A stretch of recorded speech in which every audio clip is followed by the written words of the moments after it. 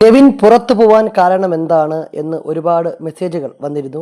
അതിനുള്ള മറുപടിയാണ് നെവിൻ ആദില നൂറയുമായി ബന്ധപ്പെട്ട് അവരെ കമ്മ്യൂണിറ്റിയെ അപമാനിക്കുന്ന തരത്തിലുള്ള വർത്തമാനങ്ങൾ പറഞ്ഞു എന്നാണ് അറിയാൻ കഴിഞ്ഞത്.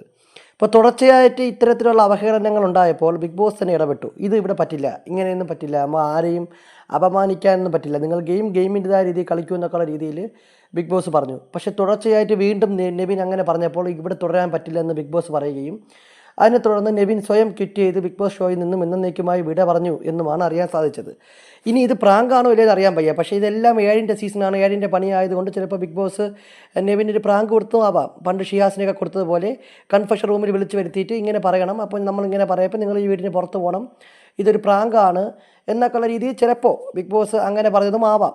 ഒന്നും പറയാൻ പറ്റില്ല. ഇതിപ്പോൾ ഏഴിൻ്റെ സീസൺ ആയതുകൊണ്ട് ഏഴിൻ്റെ പണി എല്ലാവർക്കും കിട്ടും, കാണുന്ന പ്രേക്ഷകർക്ക് ഉൾപ്പെടെ കിട്ടാനുള്ള എല്ലാ സാധ്യതയും ഉണ്ട്.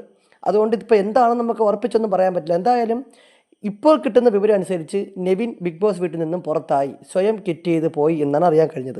അങ്ങനെ സ്വയം കിറ്റ് ചെയ്ത് പോകാനുള്ള കാരണമെന്ന് പറഞ്ഞാൽ ആദില നൂറയെ അപമാനിച്ചു. അപ്പോൾ അതിൻ്റെ തുടർച്ചയായിട്ട് ബിഗ് ബോസ് ഇതിവിടെ പറ്റില്ല എന്ന് പറഞ്ഞതിനെ തുടർന്ന് ഇറങ്ങിപ്പോയി എന്നാണ് അറിയാൻ കഴിഞ്ഞത്. അനുമോളും ആ പ്രശ്നത്തിൽ ഇടപെട്ടു. അനുമോളും പറയുന്നുണ്ട് ഇങ്ങനെയൊന്നും പറയുന്നത് ശരിയല്ലെന്ന് പറഞ്ഞാൽ അനുമോളും നെവിനെ പലതവണ തടഞ്ഞതായിട്ടാണ് കിട്ടിയ റിപ്പോർട്ട്. ഇനി ഇത് പ്രാങ്കാണോ അല്ലേ എന്നുള്ളത് നാളത്തെ ലൈവ് കാണുമ്പോൾ നിങ്ങൾക്ക് മനസ്സിലാവും. എന്തായാലും ബിഗ് ബോസുമായി ബന്ധപ്പെട്ട കൂടുതൽ അപ്ഡേറ്റുകൾ ലഭിക്കാൻ വേണ്ടി നമ്മുടെ ഈ ചാനൽ സബ്സ്ക്രൈബ് ചെയ്യുക.